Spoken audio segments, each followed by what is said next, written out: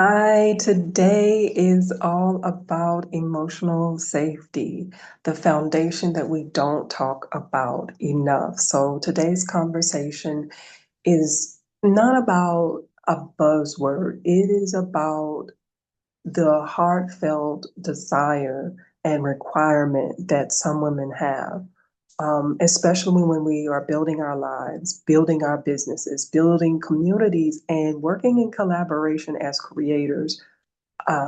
We actually want those relationships to last beyond just a transactional relationship, a transactional moment.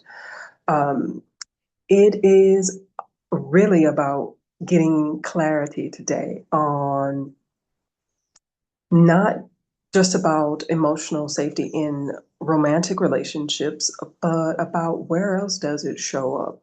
Where else is it required, especially in our lives? And when it comes to getting visibility with collaborations, um, building ourselves as leaders in our communities and in our spaces that we show up to every day, that we get ourselves involved with. So, how this came about is yesterday I was sending some messages on Facebook. I came across the YouTube creator, Vicky Lemons, and she was going all in about these bullet points of the difference between the good guy and the emotional safe man. And it was just so on point. She was talking about how a good man will not have the quote unquote good man will not have the capacity to support our emotional growth. They deal with it with avoidance and even disconnecting, being non responsive and being emotionally unavailable. They even freeze, like if there's something going on and you need support from them and you're talking to them, there's just nothing. You just literally get nothing. And you're looking for encouragement and you're looking for them to help you up maybe when your mood is down or maybe when you need clarity, and they just don't have anything to offer. So it's less about being in an abusive relationship, but the ways that emotional safety is there in a subtle way, but the impact that it has is huge, long term. So it often goes unrecognized in many relationships that you can find yourself in because they appear to be good and well meaning, good people. And then when you start to really get involved, then it just comes out. It just floods. Um, and it's undeniable, and you're like, wow, I didn't see that coming. I didn't see that this person would not be able to support me in this capacity in the beginning. And like I said, it's not just in emotional relationship, romantic relationships, but emotional safety comes up in all sorts of relationships and partnerships. So, yeah, we're just going to take a moment to consider that today. And it's something that made me pause. So I'm hoping that you take a moment to reflect on this as well and about the reality of the need to feel safe and how that affects your growth and how that affects your ability to build yourself up and to have unshakable confidence when you are in the room with others who you want to have relationships with, because it could damage the way that you have trained yourself to show up when you've been in consistent back-to-back relationships with people who are emotionally unsafe and emotionally unavailable. So, what can you do? Like for me, it was making sure that I honored it by showing up today after I heard what she said, and that internal recognition of that, yes, like, it is not just me. There's other people who need this discussion, who need to hear that.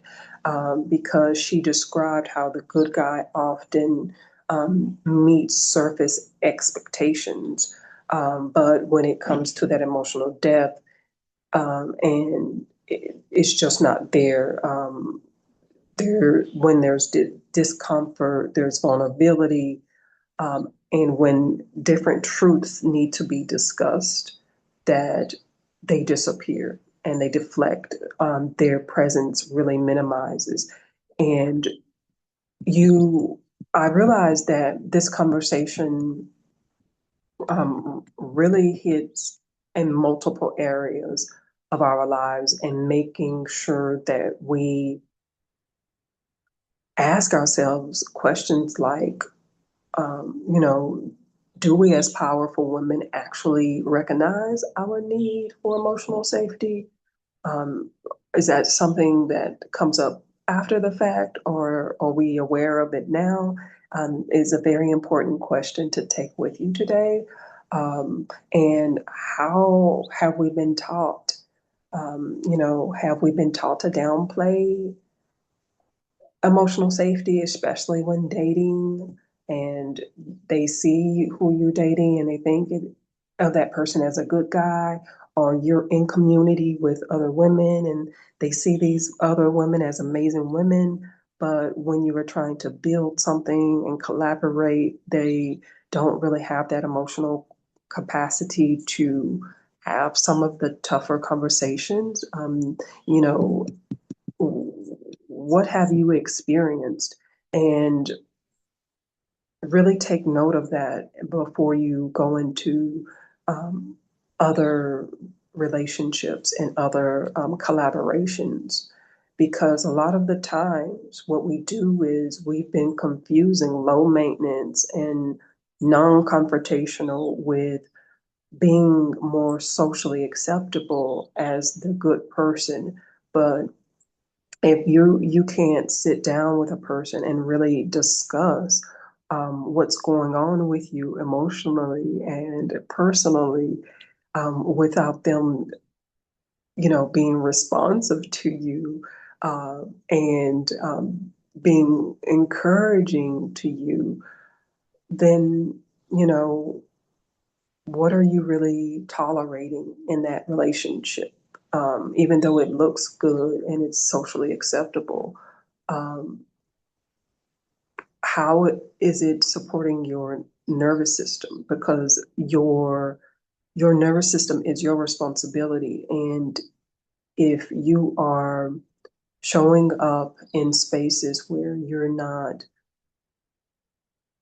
fully safe to express what is going on with you in a safe way, this does affect the way you grow, and the way that the energy exchange moves from that moment forward, from the moment that you realize that this person is not going to be able to support you with your expansion and your need um, to live beyond just transactional and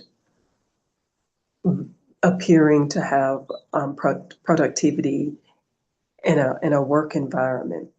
So yeah, this question, these questions, and this very deep subject, it lives in our friendships, in our businesses, in our communities, and even in the rooms that will be showing up, events that we attend. So many women have mixed feelings about the topic. They There's relief because it's been unspoken about, and now we have been giving them room to unfold that and see what that really looks like and means for them. But also, there's this sense of grief, of them feeling like they're asking for too much. And there's also clarity because we are able to speak about how we feel deep down and what the body already knows. Um, when it comes to feeling safe, it often lets you see how your expression is allowed to fully show up. And if there are limits there, then you could even feel really stuck. You could feel stuck behind that resistance. And that limits your capacity to really just have a full experience. And needing emotional safety is not being dramatic, it's honoring your energy and the needs for your energy to how the energy moves in a space in agreement with others. So, unfortunately, it is often ignored, and many relationships and spaces and partnerships don't have the room to for nourishing emotional space. And they work well, they look productive, but they're not transformative. They look important, but they feel empty, you know? So you're looking at a relationship that checks all the boxes, but they don't make space for your soul to breathe. And um, the encouragement is very minimum. Disagreements lead to like withdrawal, and even some people will ghost you because they don't know how to respond in a productive way. They really just shut down. So, how can you build with people, without them disappearing? When you show up with real emotions and real concerns, these are questions that we need to ask ourselves and reminding ourselves that you can express discomfort without being dismissed. You should have a space for that. You can grow without being resented for who you are. And you need to be setting boundaries without being labeled as difficult. Um, you are a fully intelligent being. Your intuition and your sensitivity is there for a reason and should not be shrinked. In business and in collaboration, you need an emotionally safe space. You need to clear communication without this whole passive aggressive thing happening that upsets the nervous system. You need to be able to have accountability, even a level of transparency with each other that does not lead to shame, right?